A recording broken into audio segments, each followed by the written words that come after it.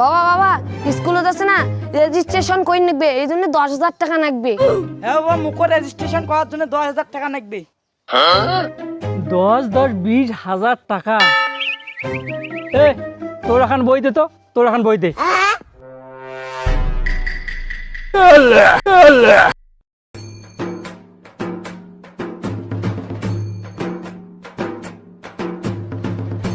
এই তুই কত সমুদ্রত কতুলে জল আছে?